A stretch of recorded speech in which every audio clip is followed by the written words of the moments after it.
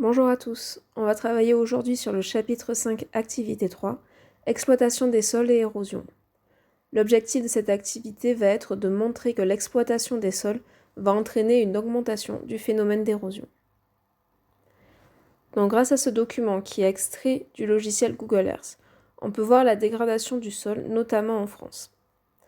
Donc grâce à la légende que l'on trouve ici, on voit que globalement, le sol en France est peu dégradé, voire moyennement dégradé ou dégradé dans certains endroits. Donc ce qu'on va chercher à savoir, ce sont les origines de cette dégradation. Donc toujours avec le logiciel Google Earth, on peut voir que la dégradation du sol est souvent liée aux activités agricoles et parfois aux activités industrielles.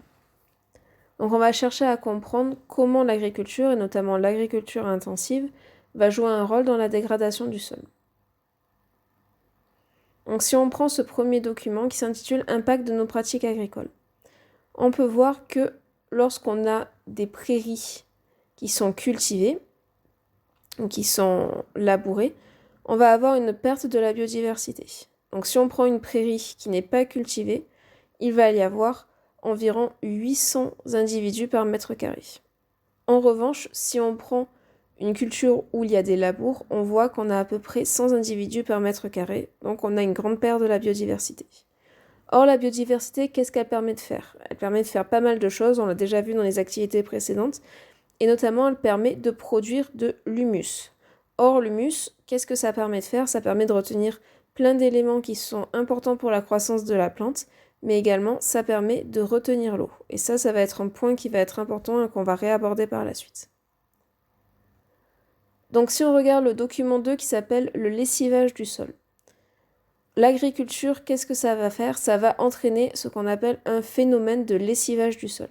Alors, lessivage, qu'est-ce que c'est ? C'est lorsqu'en fait on a un écoulement des eaux qui va entraîner le transfert de différents éléments du sol. Ces différents éléments, ce sont des éléments qui sont importants pour la culture des plantes. Ça va être notamment les ions qu'on a vus dans l'activité 2. Donc, ces éléments du sol, ils vont être transportés par l'eau qui va s'écouler et ils vont rejoindre les nappes phréatiques, ce qui peut entraîner notamment une pollution. Du coup, dans les agricultures intensives, on laisse beaucoup les sols nus pour pouvoir les cultiver derrière. Lorsqu'on laisse les sols nus, on va avoir un plus grand risque d'avoir un lessivage du sol. C'est-à-dire que l'eau va s'écouler beaucoup plus facilement et en s'écoulant, elle va transporter avec elle les différents éléments qui sont indispensables à la croissance de la plante. Ce lessivage, il faut se rendre compte qu'il conduit à une perte d'environ 16 tonnes de matière par hectare et par an. Donc le lessivage des sols et l'érosion hydrique vont être liés, puisque l'érosion va affecter en permanence les sols, notamment les sols des vignobles. On peut voir que certains pieds sont carrément laissés à nu. On voit les systèmes racinaires. Donc l'érosion hydrique, elle va être accentuée par un travail des sols inadapté, c'est-à-dire, comme on l'a vu précédemment, que si on laisse les terres mis à nu, on va avoir plus facilement un lessivage des sols, et donc le lessivage des sols va emmener les différents éléments qui sont bons pour la croissance des plantes, ce qui va entraîner une érosion du sol et notamment la mise à nu de certaines racines. Donc il y a différents moyens pour lutter contre l'érosion des sols. Donc on peut voir ici sur ce document que lorsqu'on a un désherbage chimique total, donc les sols sont justement laissés à nu, on a une érosion hydrique qui est d'environ 7 tonnes par hectare et par an. Pourquoi ? Justement parce que le ruissellement qui va entraîner après le lessivage est d'environ 35%.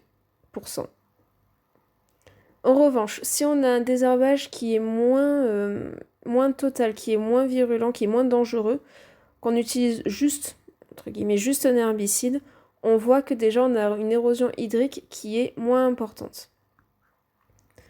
Lorsqu'on est en train de travailler de façon superficielle le sol, c'est-à-dire qu'on ne fait pas de labour, qu'on ne fait pas de désherbage chimique ou autre, on voit qu'on a encore une érosion hydrique qui va diminuer.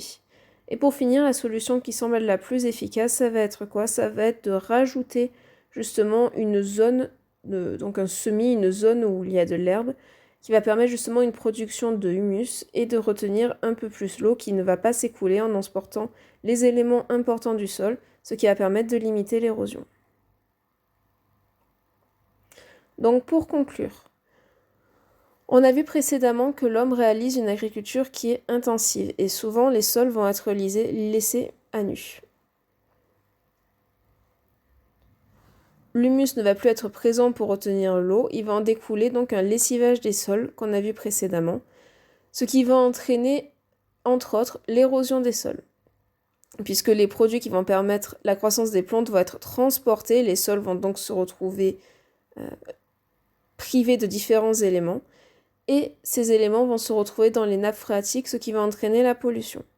Les sols vont donc être appauvris et la production de biomasse végétale va diminuer. Les plantes vont moins bien pousser puisqu'elles auront moins de matière et moins d'eau. Donc que va faire l'homme pour produire davantage de biomasse ? Il va utiliser davantage de produits chimiques, ce qui va encore plus supprimer la biodiversité importante pour le recyclage de la matière du sol. On va avoir moins de production d'humus et donc on va rajouter davantage de produits.